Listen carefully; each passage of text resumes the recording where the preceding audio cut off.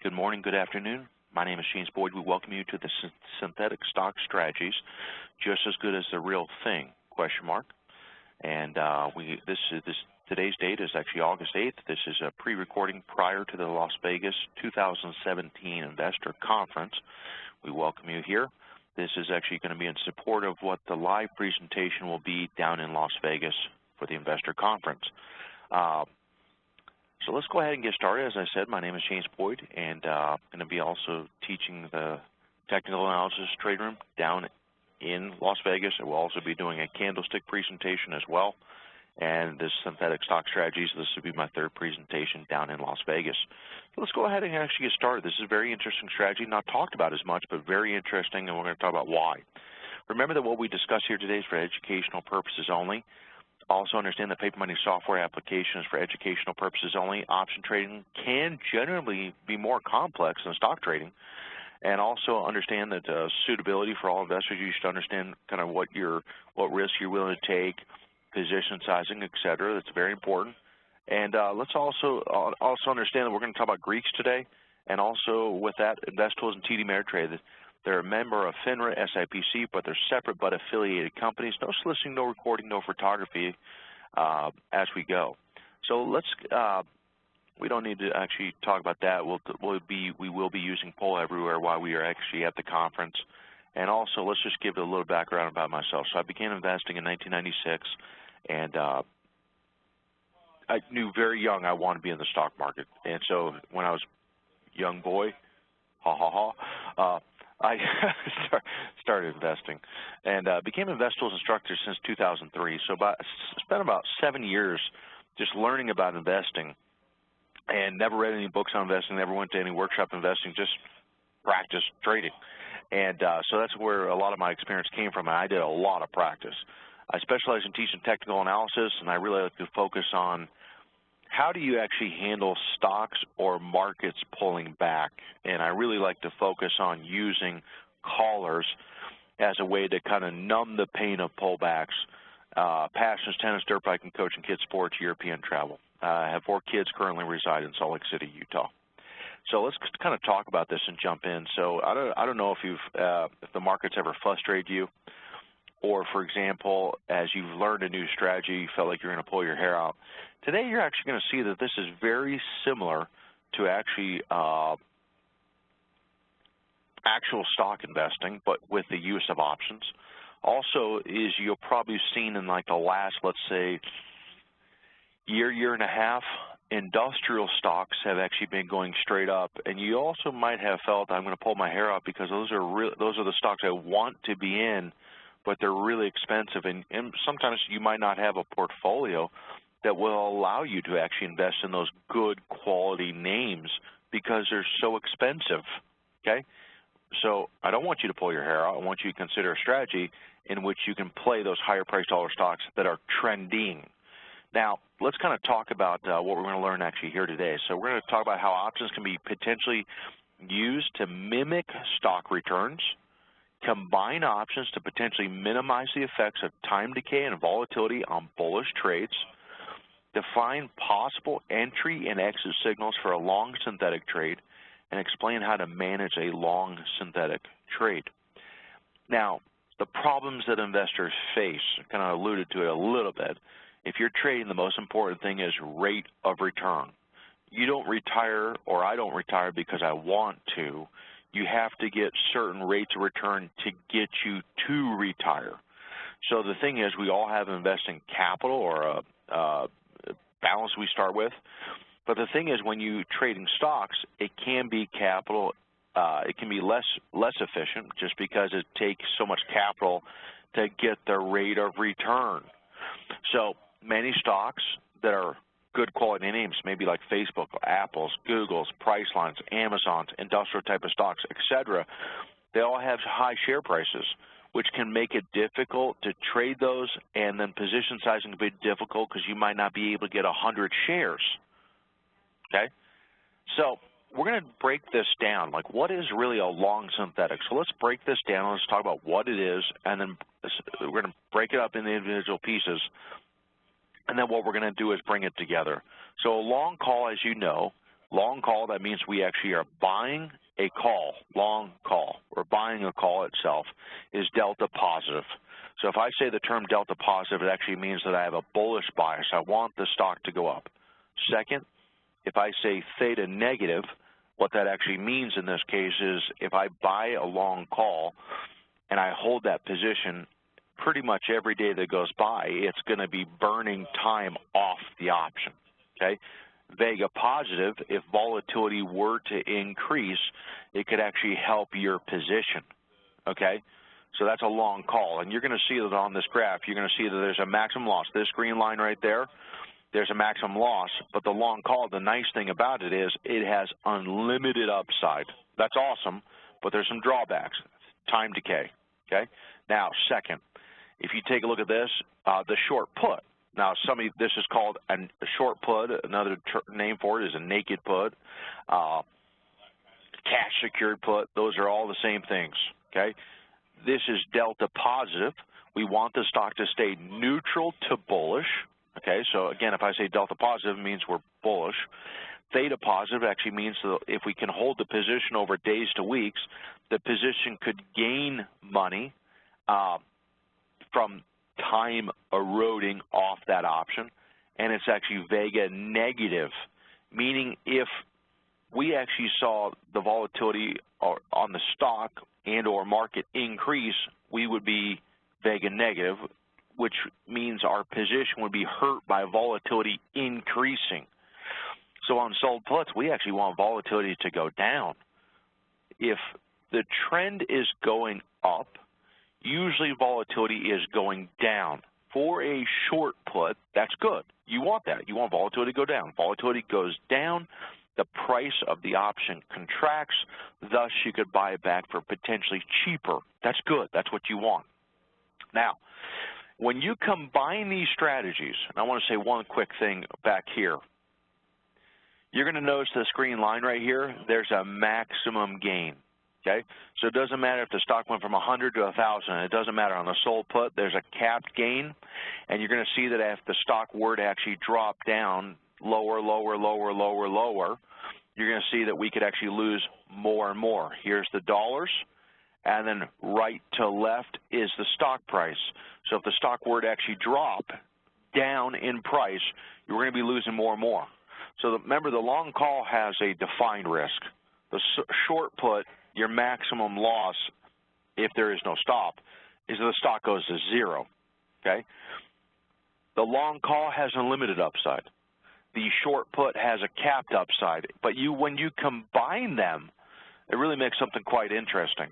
When you combine a long call and a sold put, you get a delta double positive, and you're adding the long call and the short put together, and you actually get a positive delta position. This risk profile graph, you have no capped upside, and then what you're going to see is the max loss is going down as if you owned shares. Now, we're going to come to that in just a sec. So when you combine a long call and a short put, you get two bullish positions. And when you combine a long call and a short put, it's actually what you get. You get theta neutral. The long call and the short put, those theta values offset each other, and as a result, time decay has little impact. Now, I didn't say no impact. I just said less, little. And you also get a situation where Vega is more neutral, okay? Now, if you look at these combined, what you're going to see is if we looked at what 100 shares of long stock look like, you're going to see that it goes up, okay, or goes down.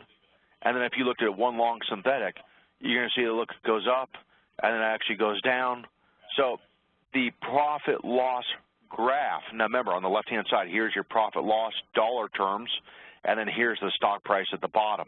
So long synthetic slash long shares and long synthetic, the profit loss graph is pretty much identical, okay? Now let's actually go forward here. The sample investing plan, which will be in your e-reference guide, our objectives is really combining a long call and a short put to create a double bullish position that is theta neutral and Vega neutral. We're trying to mimic stock returns with less capital, and this could be used as a swing trade or a trend trade. So when I actually say swing trade, I mean buying a breakout and maybe targeting a certain level or resistance, or trading a bounce trade off support and then targeting resistance. A trend trade, you're actually saying, look, I'm got in a valid breakout. I'm looking to ride the trend as long as it stays up above support. It could be used for both. These positions could be actually held over earnings as well. Probably wouldn't be our first choice, but can be, okay? Now, as we take a look at this, the watch list, and this is very important you pay attention to this, we're looking for really markets or sectors that are in a short or long-term upward trend, okay? Now, here we are on August 8th, 2017. There's, obviously, you can imagine there got to be some short, long-term upward trends, okay? What we're really looking for is stocks above a 10-day EMA, which is an exponential moving average. If we're above the 10-day exponential moving average, it usually means when we have momentum.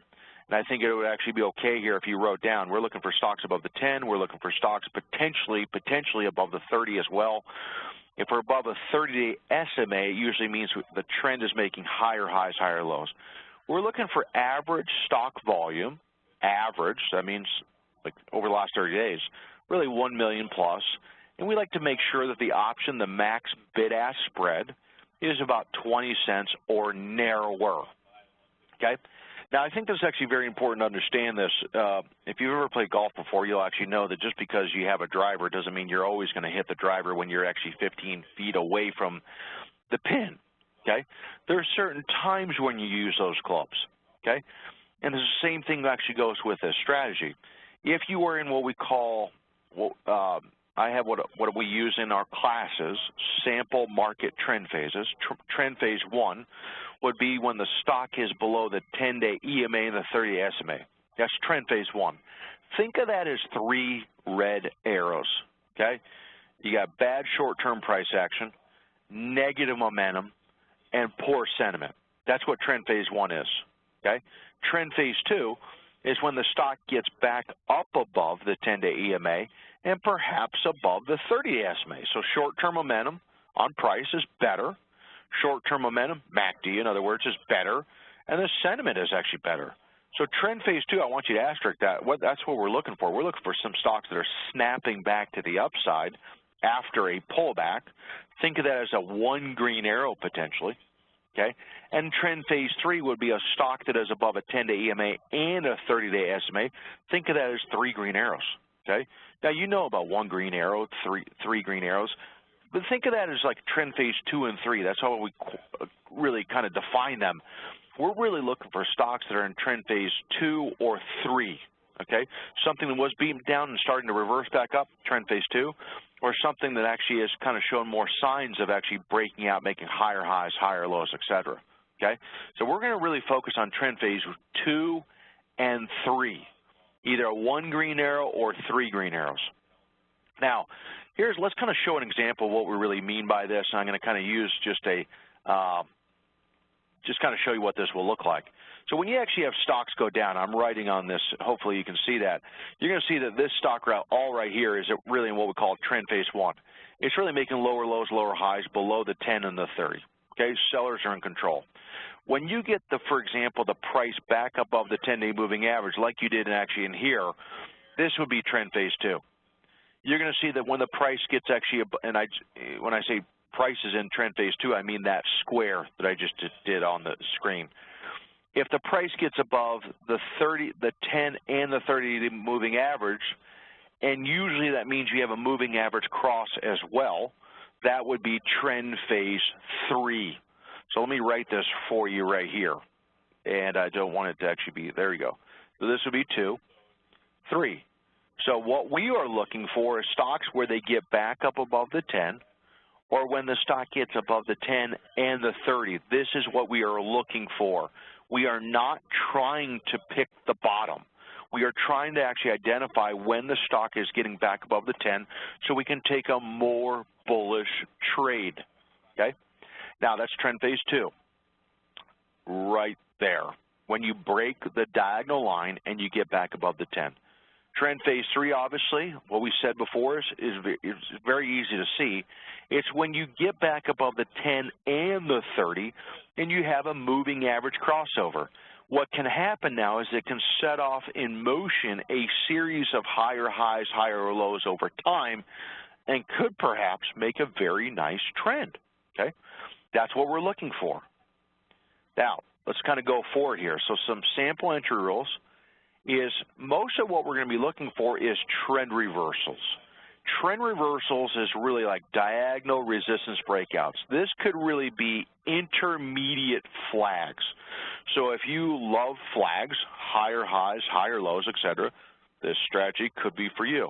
We're looking for, when we get those flags, you can also see MACD divergences or, for example, W pattern breakouts, okay?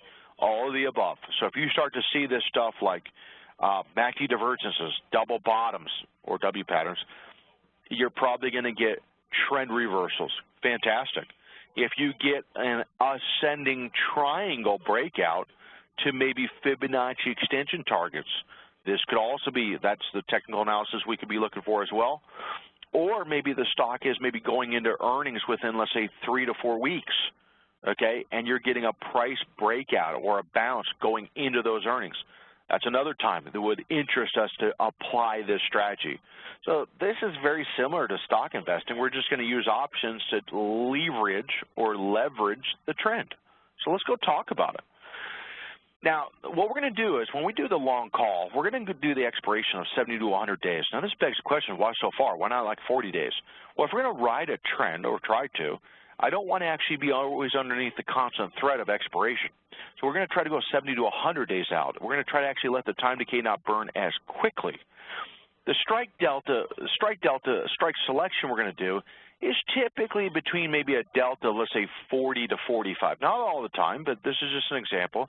This obviously would be out of the money, okay? OTM, out of the money. So the long call, 70 to 100 days, delta between 40 and 45. This is very typical what you're going to see. The sold put, we're going to go same thing, 70 to 100 days expiration, same expiration as the long call.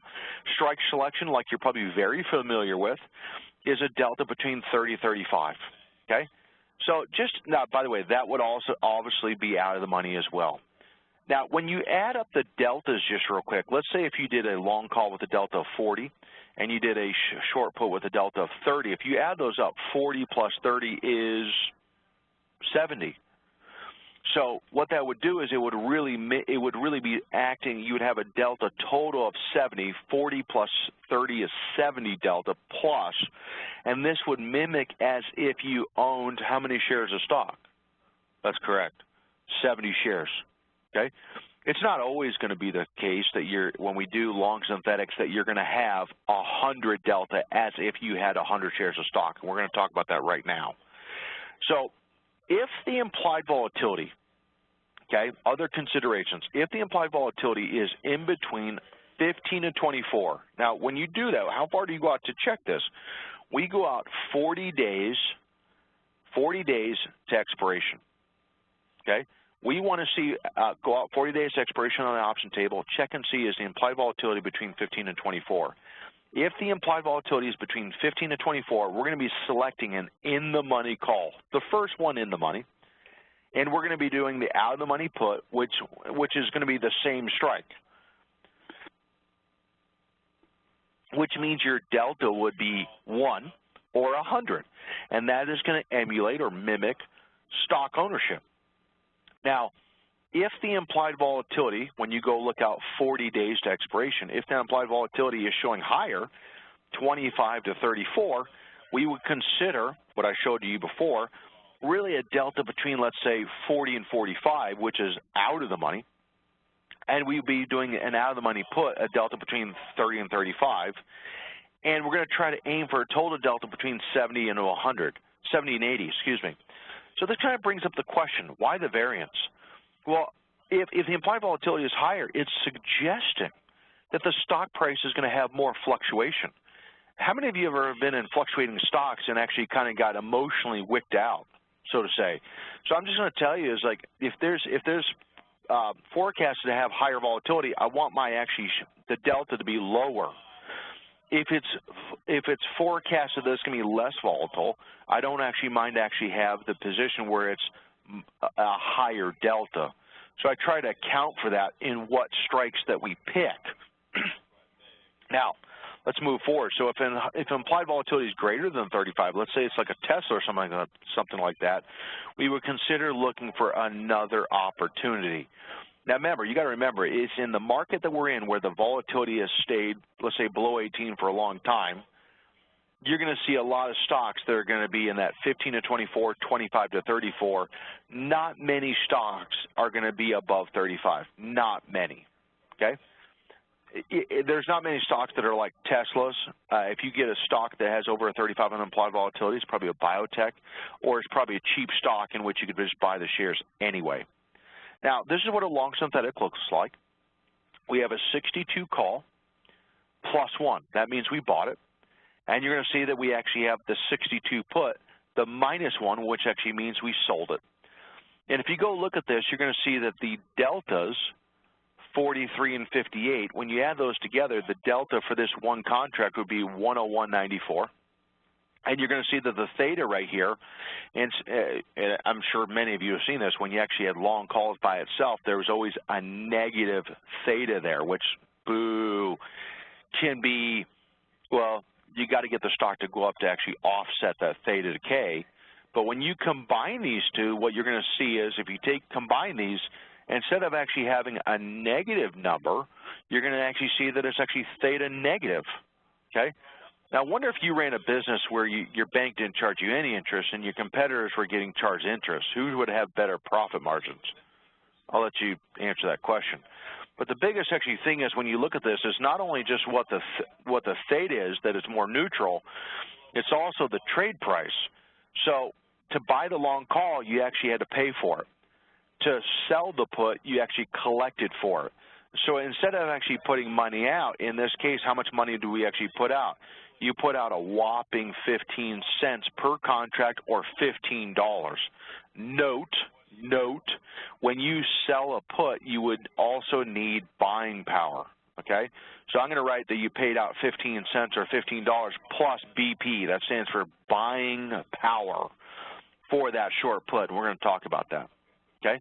So if you just sum this up and say, what is a long synthetic? It's a long call and a short put. Why would you do that? Well, you're actually trying to leverage the trend. You actually put less cash out plus buying power, and you're trying to numb the effects of time decay. It does give you 2 profit-making points from the call and the short put. On the con of that, you'd also could lose from the call and you could lose from the put, but the profit losses are going to emulate as if you own the shares for a heck of a lot less capital. So, for example, break even on a long call versus a long synthetic. Okay, this is very important because most people just do long calls only. In a super bullish market, they could get away with that, but when the market is not as bullish, they could pay the consequence for it because of that time eating away their investment. So if you actually had a 48 long call and you paid $1.70 to get in that long call, it's really about the break-even expiration. You would need the stock to go from 46.71 to 49.70 to break even. Now that's like a $3 move just to break even, Now, if you did the long synthetic, okay, we did the 48s, we paid 25 cents to get in. We would need the stock to go up to 48.25 to break even. So instead of going, so if you look at the differences between these numbers and said, where do you? Again, we need to get to break even to be a profitable expiration. The difference between these two is you would have to have the stock go up $1.45 more just to break even. Okay? Now, do you want your break-evens on your position to be higher or lower? That's for you to decide. So in this case if we did a long synthetic, you can go up $1.45 less or 45.25 to break even. And the long call, you have to get it to go up to 49.70 just to break even. Time decay, negative time decay, and for the long synthetic, it's actually going to be more neutral time decay. Now, enough talking about it. Let's just go show some examples. So here we are, August 8th, and we spent actually about 20, 25 minutes talking about kind of setting up some of these synthetics. Let's kind of look at some examples. Let me share with you my screen, and let's go ahead and actually do this. I'm going to bring up a stock. Now here we are, again, it's August 8th, and I'm going to use, for example, like, let me share my screen with you. There we go. I'm going to bring up a stock like actually Facebook. Now, remember we had kind of said that some of the things we would actually be looking for is where the stock has actually run up in the price and actually has pulled back.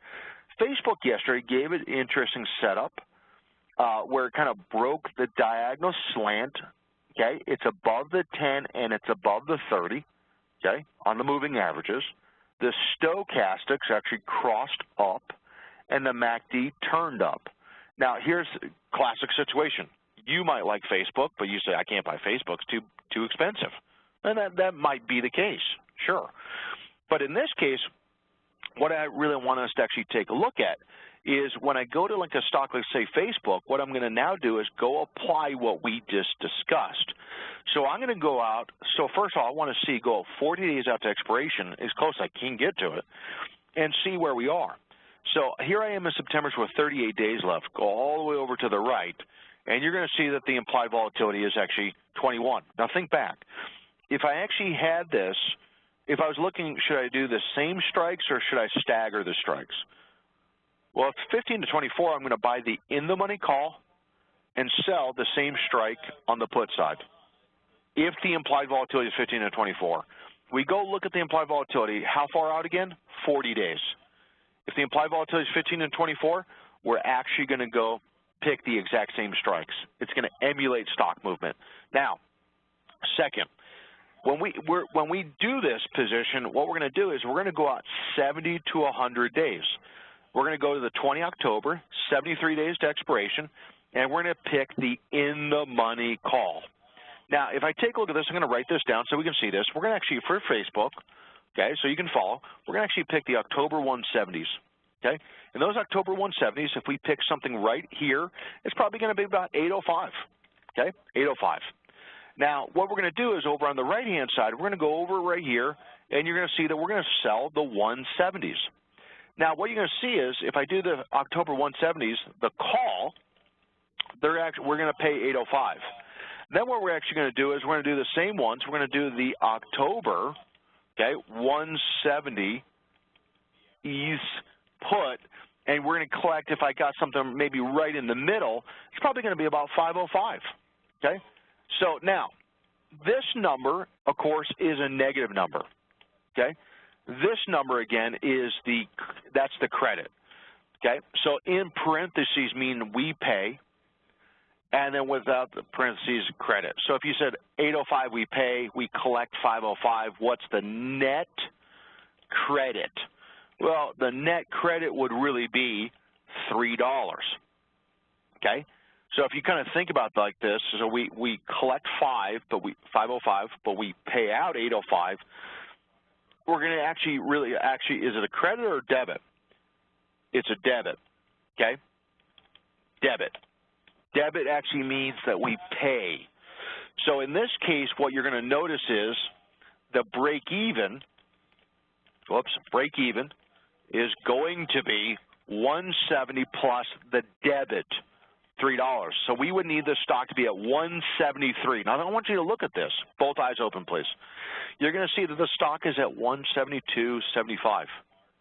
Do you think it's possible for the stock to go up, okay, 74 more cents in 73 days to get to break even? Pretty good chance, right? Now, if you just did the call by itself, you did the 170s, add actually 8, you have to get to 178, okay, to break even, if you did the call only. Now, you're going to notice that if you actually did the long call with a 58 delta and the short put with a 42 delta, what you're now going to notice is if you add those two together, 58, 42, it's 100. This number shows negative because it's assuming that you're buying the put. We're not buying the put. We're selling the put. So our delta, okay, would be 100, okay? This is going to mimic as if we own the shares. Now, how do we set the position up? what I'm going to do is I'm going to right-click right on that ask price, right-click. Now what I'm going to do is I'm going to go to actually, let's say, buy. And now what I'm going to do is I'm going to go over to where it says buy, and I'm going to actually change it to where it actually says, so right-click, buy.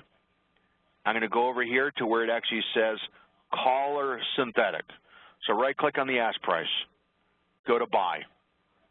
Once you go to buy, right where my cursor is, it's going to say collar synthetic.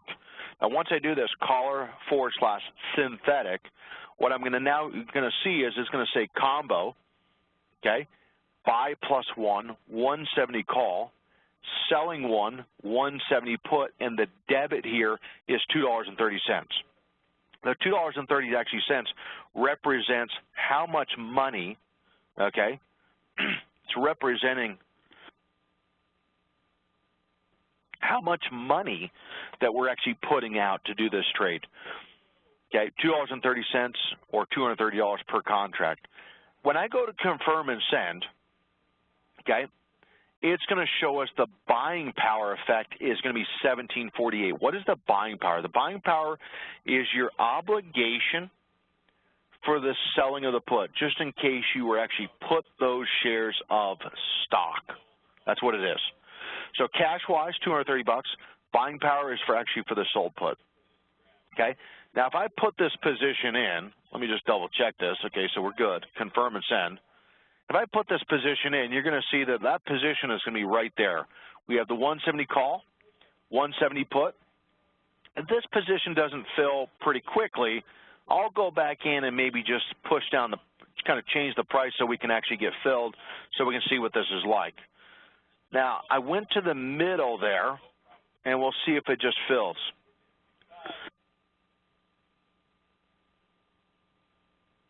Okay. As you can see, August 8th, 7:38 my time, Mountain Standard. It hasn't filled yet, so let me move up the price just a hair. So I'm going to move up the price, and let's see if the position can get filled. There it goes. So let's look at the position. There we go. So you're going to see that here it is. We're long the call, sold the put, and the delta total is $99.92. How much did it take to get in? About $240-ish or so? And there's the buying power for the sold put. That's really what happened. Okay? So really not that big a deal, right? So now it's mimicking as if we own the shares, but we don't own the shares. We do not get a dividend for this. Okay? Now, so that's an example of entering a long synthetic. Now let's go back to this just real quick, and let's kind of talk about is when you enter one of these, how do you actually really define like the risk? Okay, so it says sample formula, the number of spreads or synthetics is divided by your portfolio risk, okay, divided by the trade risk, think of that as a stock, times the long synthetic delta. So A, you have to know how much you're willing to risk. So let's say in our portfolio we're willing to risk hypothetically $1,000. And let's say hypothetically the trade risk, the stock trade risk, is $5 times the long synthetic delta, okay? So let's say the stock risk is 5 and the delta of that long synthetic is 100. So if you're willing to risk $1,000, okay, dollars, you have to know that first. The stock risk is $5 down to where your stop is, and your delta is 100. So just take the trade risk, 5 times the long synthetic delta, 100, and your risk is really about 500 per contract, okay? And so if you could risk, for example, $1,000 divided by, let's say, 500, you would really do about 2 contracts. It's just like if you did stock investing. It's the exact same. Okay, so you could substitute out long synthetic delta here in number 1 and say stock shares, but we don't have shares. We have options. Now, the portfolio risk, and we're going to look at some examples in just a sec. Portfolio risk, consider potentially risking maybe 0.5 to 1% of an active trading portfolio, and your trade risk is the entry price minus the stop price, just like it is with stock investing, okay? Now let's go forward and let's kind of see some examples here, okay? So let's go back just real quick to one other example. Let's bring up like a stock like PayPal. Now, if I go look at actually PayPal, I want you to just think of this just like you would with stock investing, okay? So let's say that we saw like a nice breakout today, okay? And let's say, for example, that the stock, we're going to use this area as our support. You okay with that? Okay. Now, let's say that, for example, the current price, okay, so I'm looking at the PayPal example, and let's just kind of say the current price is $59.54. The support is $58.15. And let's say that we're going to set the stop. We're going to really do the support less 3, okay, support less 3%. Now, so what you really got in this case is just like stock investing, $58.15 less 3%. The stop would be $56.40. Now, if you've traded stocks before, you're like, man, this is just like stocks. Exactly $56.40. Now, what we have to define first is how much are we willing to risk of our portfolio. So I'm going to write down portfolio risk, hypothetically, let's say is $1,000. Okay? You have to know that. Now, by the way, I've never known anyone who's really made progress with their investing without ever knowing how much they're willing to risk. Never, ever. Now, if we take a look at this, if the current price is $59.54 and the stop is at $56.40, that risk per share is $3.14 from here to here, okay? Now, the one thing is, think about this. I want you to imagine that you had hypothetically 100 shares of stock, and you found out that your stock was down $3.14. How much would you have lost? Well, if you heard your stock was down $3.14 and you had 100 shares, you know you're down $314, just like stock investing. So let's go look at this in position size on PayPal.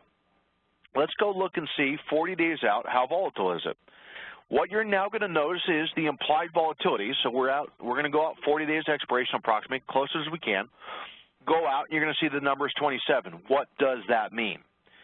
Are we going to be picking the exact same strikes, or are we going to maybe be staggering it a little bit? If that implied volatility is actually over 25, we're going to be picking the out-of-the-money call and sell about a delta of about 30, 35 on the put. So I'm going to go out to the October expiration. This is where we do our work. This is where we actually go select our options. You're going to see that we're going to actually do the October with 73 days left, and we're going to actually really pick the out-of-the-money call. It's out of the money because it's not shaded, okay? So we're going to pick, in this case, the October 60 call, okay? And that price is going to be about $258. And I'm just looking at this right here. It's kind of like in the middle, okay? Now, what I'm going to do is if I go try to sell maybe a delta as close as I can to a delta of 30, 35, I'm going to really be doing this one, the 57.5. So let's type this in, October 57.5 put. And how much are we going to collect for that? Probably about $1.89 or so, somewhere right around there. So if you kind of think about this, if $258 I pay, and the $189 is I collect. So the net premium, or I should say the net debit, is going to be about, well, $258 less $189. The net debit is really going to be about 69 cents or $69 a contract, okay? Now, what we're trying to really find is, what is our position? How many deltas do we have for one contract? Well, 49 right there, plus 37, what do we got? 49 plus 37 is 86. So let's go back up and look at this. We said the risk per share is $314. Do we times that number by 100 or do we times it by the delta of the position? It's the delta of the position. We're going to take that and times it by 86. That's the long call delta plus the sold put delta. That's how we got the 86. So if we really look at the position, if the stock were to go down 314 times 86, each contract would lose approximately $270, okay? So let me repeat what I just said. The stock went down $3.14 to the stop, and we had 84 delta. 86 delta. We would lose about $270 per contract. So if our portfolio, we could lose 1,000 divided by 270, you're going to see that in this case is 1,000 divided by 270. What do we got? It's going to say that, James, you should do about 3 contracts, okay? If you actually really think about this, the risk per share, that's stock investing, times the delta, 86, that's like stock investing, and we're just taking what's the portfolio risk, 1,000, divided by the risk per contract, and it's going to give us 3 contracts, okay? So what I'm going to do is, now how would I put this position on? I'm going to right-click right on the call ask price, go to buy, go over right to actually where it says call or synthetic. So I right-clicked on the ask, went to call or synthetic, click. Now what I'm actually going to do is here's the +1, the 60 call, sell 1, the 60 put. But hold on, we don't want to do the 60 put. That's exactly right. We don't want to do that. I want to actually do the one that says 57.5. There's 57.5. Now, let's go down and make sure. That's correct. So we got the 60 call. Good job. We have the 57.5 put. Check. The debit, that represents how much money is taken out of our account. We pay about $70 a contract to get in. Now, the one thing is we don't have our stop. We're going to go down to where it says advanced order, single order, and change it to first triggers SEQ. First triggers SEQ. That means first get into the position, and second set our stop, please. So I went down to actually a single order, first triggers SEQ. I'm now going to right-click on this line, right-click, and say create opposite order. Okay? So I pulled up the order first off, advanced order, first triggers SEQ. Right-click on this line and say create opposite order. You've probably already seen this done before in other type of trades. Create opposite order. And so we have an entry order to get in. That's why it's in green. And the reddish color, rose color, is the sell order. Now, when we do this, we're going to make our exit based off a stock price. So I'm going to go limit to a market, day to a GTC, limit to a market, day to a GTC. And we said if that stock goes to 56.40 or less, we want out. So what I'm going to do is going to go over here. Now watch this. Watch. We're going to go over here to the right where I actually click on that gear. And we're going to click on that gear, and then this page will come up. This is where we're going to type in symbol. Just right underneath symbol, click on that. Method, mark, at or below. And I'm going to type in 56.40. And so just like a stock position, if we go down to 56.40, we want out of our long synthetic position. My gosh, it's just like stock investing, but with way less capital. Now you're going to see at 56.40, you want to make sure that this also says 56.40. It does. Save that. Now, if you actually look at this, is everything right, or do we need to change something? No. We got to change this from 1 contract to not 2. Give me 3, because we said we're willing to risk $1,000 divided by 270, and that would be 3 contracts. 3. Now, if I go confirm and send, there it is, 3, 3, and you're going to see that if we go at or below 56.40, stop us out. Now, James, hey, on that, so could you actually set the stop and a target too? Yes. Now, if you wanted to set the target at the same time, if I click on this gear right here, click on the gear, what I could actually do is I could just say, look, PayPal, mark, at or above. Let's say that you had a target of $61, hypothetically. You could say, look, I'll actually set a target of $61, and so now we actually have the stop and we have the target. That make sense? Stop, target, save, confirm and send. And so now, yes, here's the stop we already talked about, and then very easy to add, what do you think the target is? And so it's going to sell the call and buy the put back, send the order, and that order is actually filled. Now I had some puts already, but you're going to see that the one put that we just did here on August 8th, we sold 3 of them for $1.87, and the call already had 1 of them, but you're going to actually see in this case is it actually kind of took out one of my positions, one contract, but the more of the story you can still see it, is we have the 60 calls for about 255-ish, okay? So that's really how you position size. So I think the hardest thing to remember is what's the risk per share, that's just like stock investing, and then you want to times it by the delta. Say that out loud, risk per share times the delta.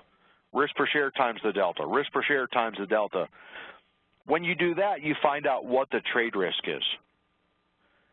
You take the portfolio risk, divide by the trade risk, and that will equal the number of contracts. You cannot find out the trade risk until you say, what's the risk per share times the delta, okay?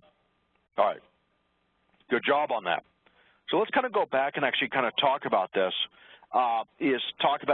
so once we get in, so once I see an entry, once I position size, what's the initial stop? So the initial stop is really 3% below support, just like it is with stock investing.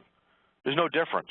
So if you've done stock investing up until now, which you highly likely you have, it's the same, okay? The price target we're really going to try to shoot for is really we're trying to look for stocks that might go up, let's say, 6 to 10% to the upside. Now, what we're trying to look for is we're trying to actually adjust our stops if the stock were to actually kind of run up and make a higher lows, or run up or bull flag, run up and make higher lows, or run up and actually make bull flags. So we adjust the stock stops when the stock touches the 10-day EMA, and we were going to actually adjust the stop 2% below the EMA. And this really is going to be the 10-day EMA. So let's go look at, for example, what we would actually be doing. Okay, and I'm going to show you some examples. And I'm going to bring up like a stock like MCHP. So let's pull it up together. And let's kind of talk about, and I want to go back to it maybe a time, so probably about maybe on about 419. Now let me kind of circle this, and I'm going to ask you some questions here. So let's kind of look at this. Now I want you to think about this in terms of a bullish entry, good entry, bad entry. Right there, right with a yellow oval, good entry, bad entry. How would you classify it? Good, bad. Well, we would kind of say that this just is a classic, like whether it's a horizontal breakout, a diagonal breakout, you're going to see that it's a breakout. Okay. Now, what I want you to notice is let's say that we take a long synthetic position at that time. Okay. And the one I actually wrote down is we actually did the July 72.50, and that call at that time was about $4.75. Okay. That's the call. The put was the same thing. The July, the 72.50, it was a 250 put. Okay? So that's what the trade would have looked like on Think Back.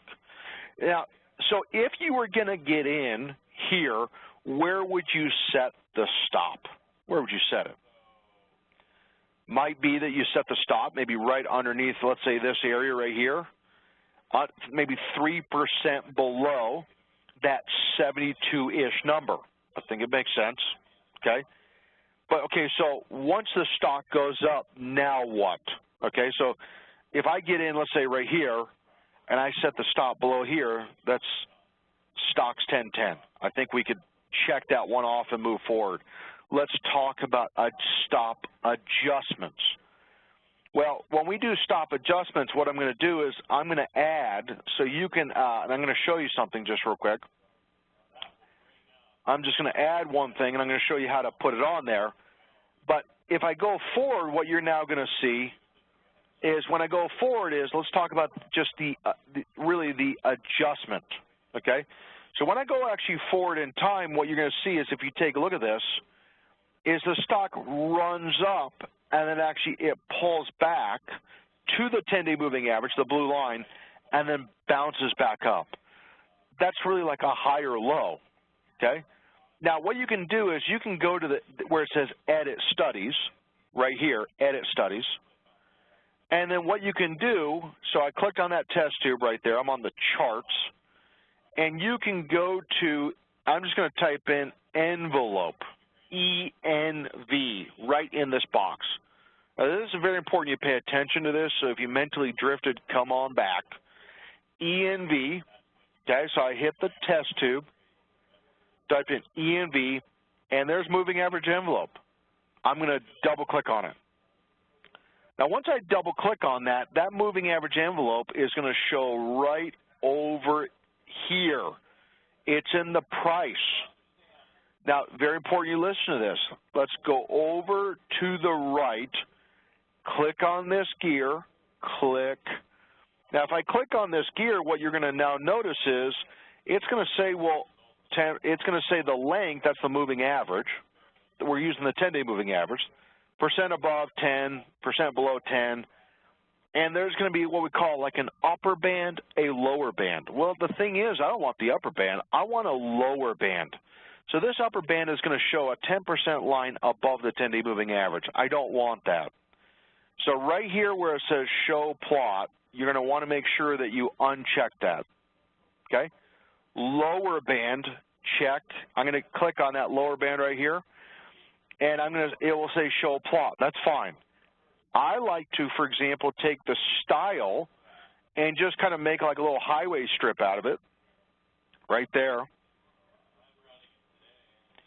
And I'm going to say width, I like to change it to 3, and color, I'm just going to change it to black.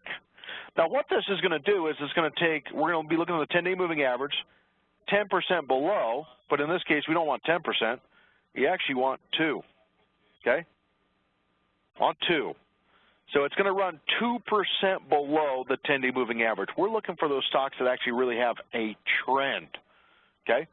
So 10-day moving average, less 2%, and what it's going to do is it's going to put a little strip and show us where it is on the chart. If I go to OK, and then go to Apply, and then OK, now what you're going to see is it's going to plot where the stop would be over time. Now maybe you wanted the hard way around and do it manually. No thanks. So now how do I save that? If I go to Style, Save Style, and I'm just going to, for example, I name it, my name, JB, James Boyd, 2% moving average envelope. Save it, okay? And now what will happen is when I go to Style, Load Style, what you're going to see is it's going to be right here, right up top, okay? So let's go forward. So let's say that I'm right here. I get in, and my stop is below the support initially upon entry. Okay, so I'm in. Now what I want to actually do, now our stop, if I draw this, is really going to be, if I kind of draw this down, where's that initial stop? That stop is going to be down about right here, okay, right there. What I'm looking for is where the stock runs up and then pulls back and then starts to bounce. That's what I want. I want the higher lows. I want the flags. But if I get in here, the initial stop is here, okay? So let's go forward. Now what you're going to see is the stock runs up and pulls back and then bounces. The stop that was down here, which is 3% below support, the stop could be moved up to about right here as we get the bounce, okay? So it's about 72.42. Now if I go forward and do this, if I go forward, you're going to see that that black line it's increasing. Now, when that black line actually increases, what does that mean for you? That means that you can raise up your stop, okay? Now, what you're going to see is as the stock runs up, kind of runs up, pulls back, runs up, black line is increasing. So now what you're going to notice is if we go forward, forward, forward, forward, I want you to notice something. Does the black line, that little highway strip, does it go up every day? No. Especially if the price is flat, this black line could actually just be sitting there, which means there is no stop adjustment. Go forward, we're still holding. No. Okay. Going through the earnings, doink. And so what now actually happens is, what are we doing with our stop? We're adjusting it upward, adjusting it upward, adjusting it upward, et cetera. Now, let's say you actually have a position. How would you, like on Facebook, how would you go in and adjust your stop loss, okay? So let's kind of, for example, let's go down to like the example we did on Facebook. I'm going to actually click on the call, click on it with my mouse, hold the control button down, and then click on the put while I'm holding the control button down. What I'm going to do is I'm going to right-click now and say create closing order. We are going to pick the top line. Sell, combo, Facebook, click. And what it's going to do is it's going to link our position together. We're going to go to where it says limit to a market, day to a GTC, go over to the right, click on that gear right there. And now what I'm going to do is let's hypothetically put a number, just like we're doing, hey, I'm going to raise up my stop, okay? So now all of a sudden, let's hypothetically say that my stop was 166.51, okay? Now, when I do this, I want to make sure that this number is down here. It is, okay? Save the order, confirm and send, okay? There's the stop. Now, let's say that you saw that the line, that black line, increased again. What do you do, okay? You're going to go back to this order, click on where it says sell. Here's the order, right-click, cancel or replace the order. And now what you're going to see is I'm going to go all the way over to the right, click on the gear, and now what I'm going to do is I'm just going to go in and update the price. Let's say the stop now becomes 167.23. Press enter twice. You want to make sure that this price equals that one. Checked. Now, what you're going to see is I'm going to go to save and confirm and send. Now what happens is we've adjusted that price. Send the order. Okay? That's all we did. So it's pretty easy to update those orders. Now, when I go back to MCHP, as the stock actually goes up, you're going to actually see that we actually have two profit center points. We have the long call profiting, and then we actually have the sold put profiting. If you ever get in a situation where that sold put has made 65% of the maximum gain, consider on rolling the put. Now, what you're going to see in this case is this stock just continues to go. We'll fast forward this, but what you're going to see is at this point right here, we would have been stomped out. So what we want to do is to figure out, well, how much money did we make? Well, if I did a 72.50 call and a 72.50 put, what would the delta be? You know the answer to this. If you do the exact same strikes, the delta would be 100, okay? Now, if you got in right here and the stock went up, let's say from here to where the stop would have been, it was about $7.65. What's 100 times? 100 would be the delta that you have times the stock move. 100 delta times the stock move, 765. You would have made about $765. Now, your debit when you got into that was you paid $225 to get in, okay? You paid $475 for the call. You collected $250 for the put, so you paid $225. But on the overall position, you probably made about approximately $765 on an investment that was actually $225 cash, okay? Now, let's look at, for example, maybe a bigger dollar, okay? We're going to look at one more, maybe two. So let's kind of go back and let's say that on Avgo. Now, here's a bigger dollar stock. Some of you, for example, like these bigger dollar stocks. They are interesting.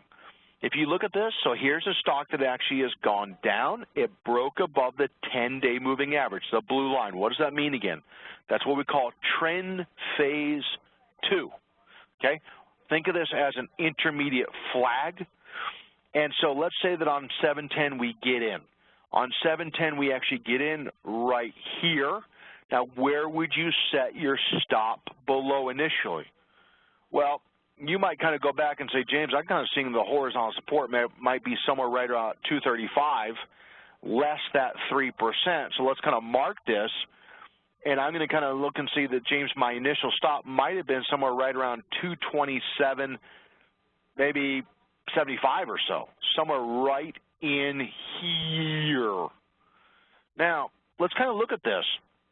Now, the call we would have done really at this time really would have been probably the 250 call out of the money because it's more volatile, and the 230 put, okay? We would have probably paid about 80 cents to get in this trade, okay?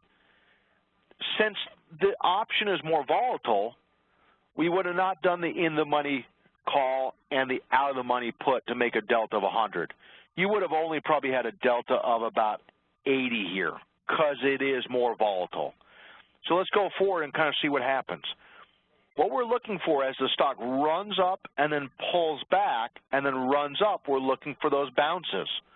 So if my initial stop was right here, could I raise up my stop if this black line is increasing? Answer is of course. So now I'm going to go forward. What am I doing? Raising up stops. Okay, raising up stops, raising up stops, raising up stops. Now, what I want you to notice is it runs up, pulls back, runs up. What does it do? Pulls back, runs up. And so what you're going to see in this case is it's just allowing us to move up our stop. Now, I had someone ask me the other day, James, it sure seems like adjusting your stops is a lot of work. And so I really thought to myself, adjusting stops is a lot of work. Right-clicking on an existing order is a lot of work. I didn't understand it, okay? Now, you're going to see that, for example, that this stock went down to where the stop would be. So let's look and see how much money we made.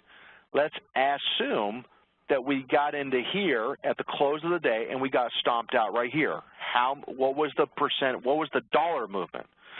It was $5.94. Now, how do I know how much money I made? Well, remember this. Take the stock move, 594, times the delta. So 594 times the delta, and our delta hypothetically would have been about 81. How is that any different than if we own shares? Take the stock move times the number of shares. It's the same. Stock move, 594, times delta. Let's type it in. 594 times delta, because we don't have shares. We have options. So we made on this one stock move, 594 times the delta, 81. We made about $481. We put out about $81 cash plus buying power, okay, plus buying power. And so we put out $81, and we actually had a profit of about $481. Now, if you tried to get that same type of return, okay, on shares, you would have needed, to buy 80 shares of this stock, you would have needed about $17,000, not $80. And again, you're going to retire based on your percentage returns. If someone says, I'm not going to retire, it's based on input into the investments. It's also based on percentage returns, okay? So if someone is a stock investor here, your entries are the same as stocks, the risk per share is the same as stocks, but you're just using the leverage of the options, okay? But you do not get any dividends. Now, let's look at one last example. Let's say, for example, you get into a position like XLE as of late, and let's say that you saw XLE on 725, so let's go back to 725, about right there, and let's say that you saw like a moving average crossover and you got in right here, and you decided that you were going to do the 65 call and the 65 put, and you would have paid about 35 bucks to get into that, okay? At that time, those 65 calls, they were about $2.30, and the 65 put were about $1.95. So you paid about a $35 debit to get into the position. Let's say that initially your stop was maybe, let's say, below this, or maybe let's kind of say a little tighter, maybe it's right here. So now what you're going to notice in this case is the stock kind of runs up, pulls back to the 10-day moving average, runs up, pulls back to the 10-day moving average, gets a little bit of a bounce, but you're going to see that if our stop was initially below this green line and our stop was 3% below support, that stop could have actually been initially probably about right here at 62. As the stock ran up, pulled back, ran up, pulled back, the stop could now be from here. The very next day, the stop could be moved up to here. The very next day, it could be moved up to here. If that line is actually turning up, you could raise up the stops. So your stop would really be about 64, 68. Now, you're going to see that we kind of made two higher lows, and then that's it. Now, I'm going to assume that I got in at the very high of this day in yellow, and then we went down, not up, we went down. Now, how much did the stock go down? Well, if we from the highest price to where that stop would be currently, it would be saying that we went down $1.54 times the delta. Now, if we did a $65 call and a $65 put, your delta would be 100. So if you had 100 delta and you lose $1.54, it's like saying you lost $154. So what I want you to notice actually is we're able to move up the stops quickly as we make higher lows or flags, more higher lows. And then second, if we lose, it's probably going to be minimal. In this case, if we are stopped out, which we're not quite yet, we would have lost $154. And if we did one contract or 100 delta, we would lose $154. If that stock were to go down to that price, okay, where I'm pointing, we would be selling our call and buying the put back to shut the position down, okay? So these are examples, 3 examples of exits. A, entry with position sizing, where to set the stops. 2, the adjustment of stops using a moving average envelope. And I showed 2 examples of bullish and 1 example of something where it went up a little bit. We were able to really move up the stop, but it really wasn't that much, okay? But let the moving average envelope help you know when to move up the stops, okay? Now, in kind of summarizing this, what would we be doing in terms of a daily routine? We're looking for trend phase 2. We're looking for stocks that are in the trend phase 3. We're looking for stocks that are kind of in those 3 green arrows, okay? Now, if the stock gets above a 10-day EMA, that usually means that we're getting into like a diagonal breakout, okay? So I'm going to be looking for new positions that I can put on. Last, I'm going to review open trades. I'm going to look and see, has that moving average envelope continued to increase because we're making higher lows. So let me kind of show you what I like to actually look at.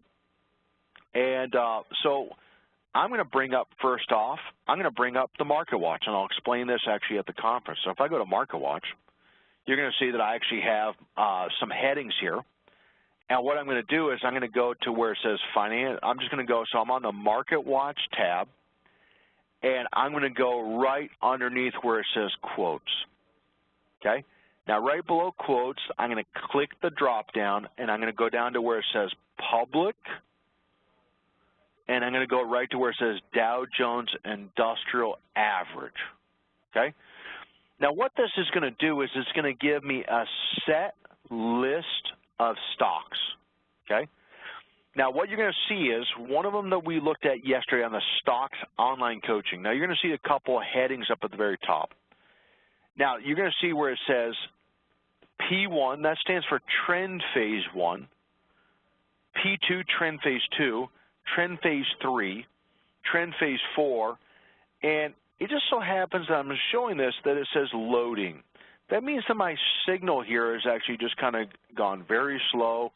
I'm on wireless internet, so I'm not going to take it to corporate internet here to try to make it faster, fear of losing the recording.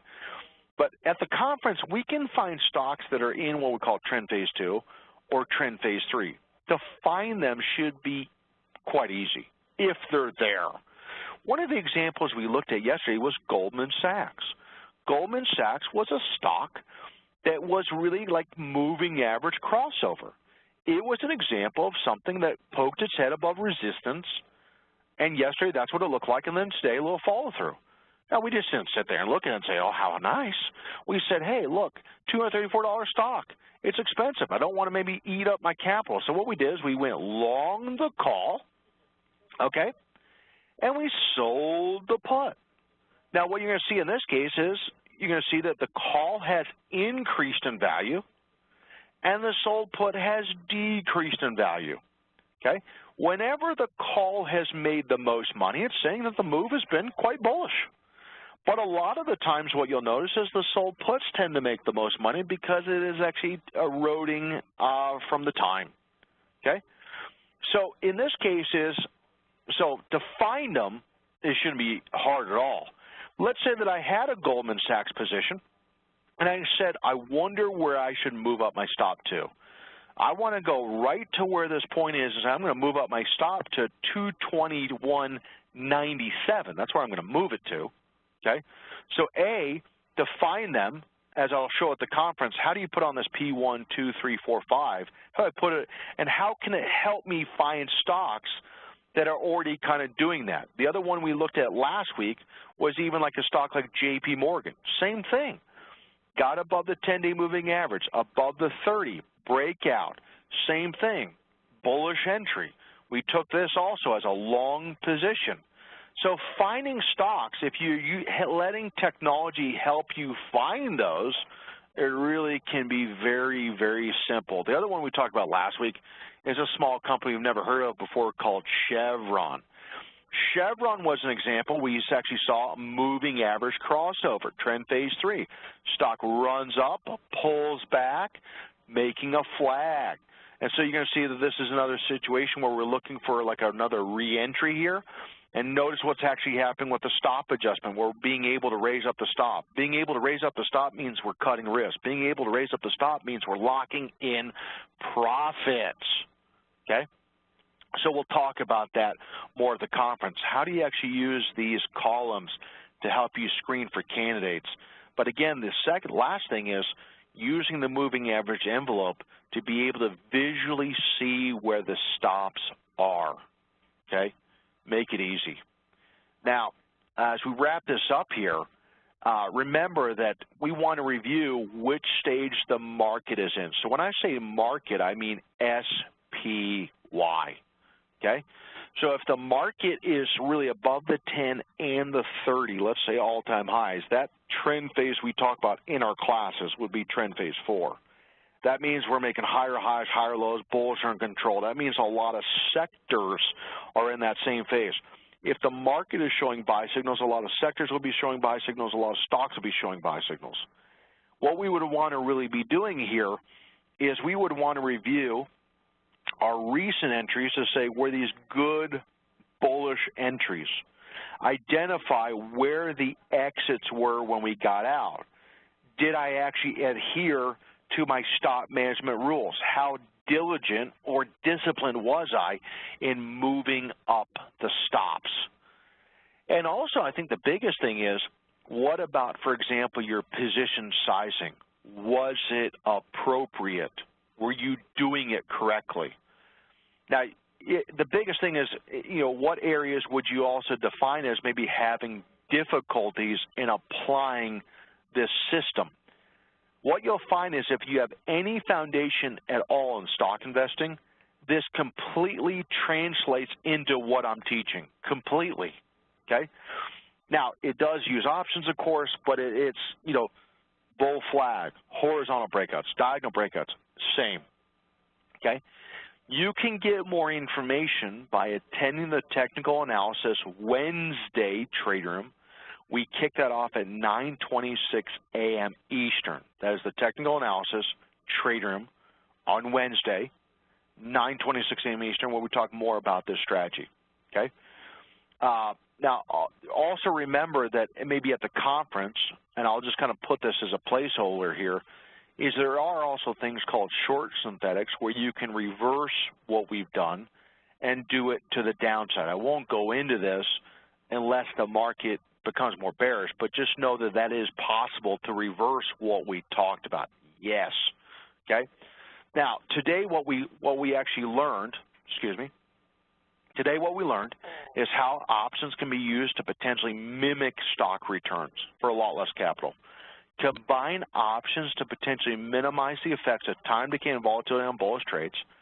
Define possible entry and exit signals for long synthetic trades and how to manage the long synthetic trades, especially using maybe a moving average envelope as an easy way to gauge where the stop could be. Remember that you can still set targets on these positions. Yes. Now, also, what I'd like you to do is apply what you've learned. Okay, so I'd like you to paper trade at least 2 long synthetics, review the movement of the stock, and compare it to the movement of the option each day. Do you understand why the options are moving the way that they are? And so I would say over maybe, let's say, a 2 to 4 week period, watch what the stock does and see how the option reacts. Do you understand why it's doing what it's doing? Okay, very important. That way you get confidence. Now remember, I teach the trade room. The class will be specific for this, would be the Technical Analysis Wednesday Trade Room. I do also teach the Option Strategy Workshop, and at the end of day 2, we do talk about this strategy. And also Mike Follett, who teaches the Advanced Options, he teaches this as well in the Advanced Options, okay? Hopefully this has actually been helpful for you. Remember that what we've discussed here today was for educational purposes only. Neither InvestTools, any of us, we don't give any guarantees. We talk about these things as for educational purposes only. And also understand that you should be practice paper trading, okay? You should practice paper trading these things before considering doing them live, okay? Make sure that you practice in paper. So with that said, I'm out of my time. This presentation, again, has been really about synthetic stock strategies, a way to leverage the trend for less money and still get the same potential profits outside the dividends. We do not get the dividends.